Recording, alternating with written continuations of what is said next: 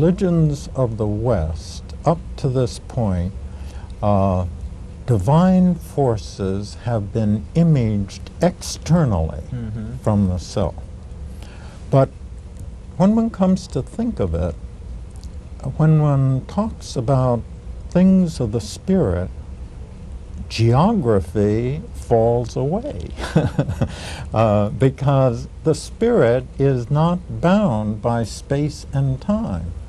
And therefore, the distinction between out there and in here, which in our everyday life is very important. But once one, as I say, modulates to matters of the spirit, this whole framework of space and time and matter sort of drops away.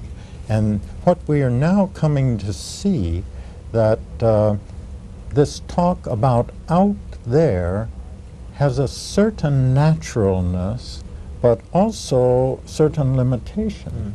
And one can just as easily turn the tables and talk about the divine within. If I can put it one other way. When one looks out upon the world, value terms, that is, what is good, is imaged as up there. Yes. The gods Heaven. are heaven, and the gods are on the mountain tops, and angels always sing on high. They don't sing out of the depths of bowels of the earth. But when we introspect, and by the way, that imagery is natural because sun and rain come from on high, too. But when we turn our attention inward and introspect, then we reach for the other kind of imagery, of depth. You know, we talk about profound and deep thought.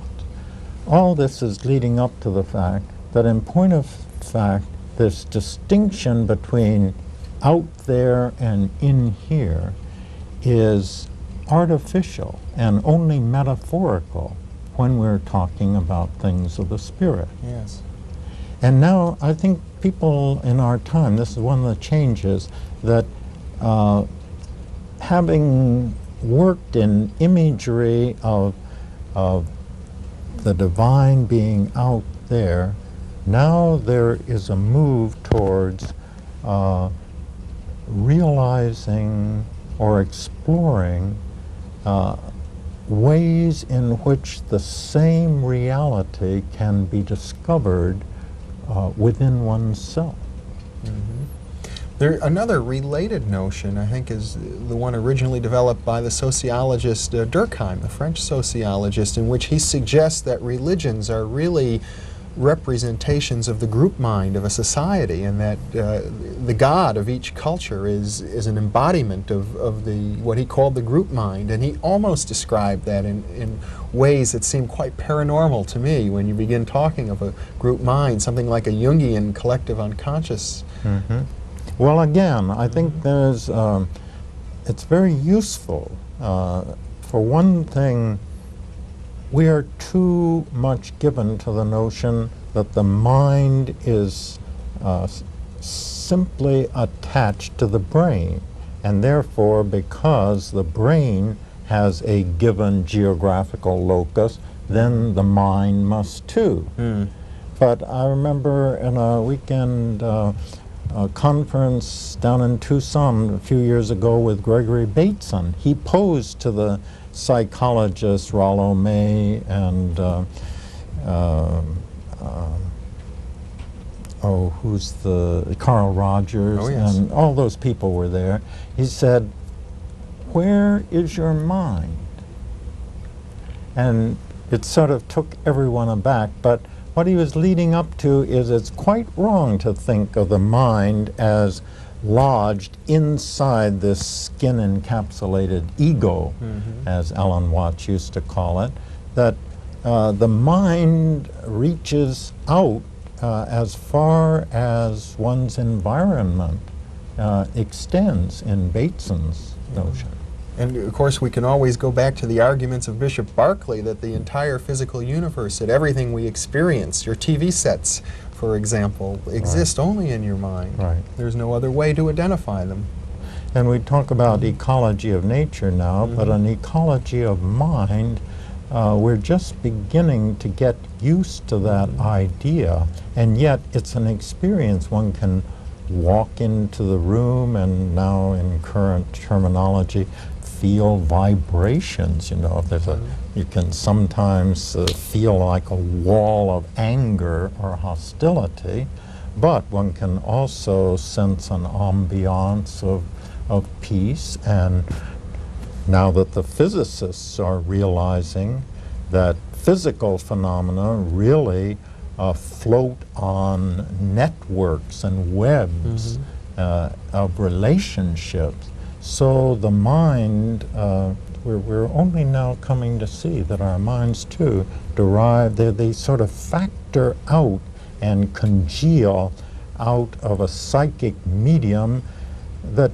Durkheim, I think, was quite right in identifying. You know, I notice, though, in contemporary religions, particularly amongst the evangelistic Christians who are experiencing such a revival, they're very concerned about certain errors that people fall into. The notion that one might identify oneself with God, in an egotistical way. Yeah. How do you feel about that? Well, I think they've got a point, because, I mean, if someone comes along and says, I am God, it's perfectly reasonable to ask, well, your behavior doesn't exactly exemplify that fact. God, by definition, is perfect, and what human being can make that claim. So I think the ministers that you refer to have a good point, but it doesn't annul the concept of the divine within, which remains valid. The distinction can come even if we think of the divine within, as Hinduism puts it, and they have been perhaps the most explicit of all the great traditions in saying that ultimately, in the final analysis, in their terminology, Atman is Brahman. Atman is the God within, and Brahman is the God without. But then they deal with the point you were raising by saying, well, a lantern may have a light, functioning light within it, but it may be coated not only with dust and soot, but in egregious cases with mud, to the point where that light does not shine through at all.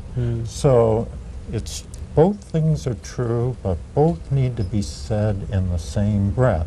Namely, I believe that it is true that in the final analysis we are divine and are God, but we should immediately acknowledge how caked and coated we are with dross that conceals that divinity, and it's one's tempted to say an endless quest to clean the surface, to let the light shine through.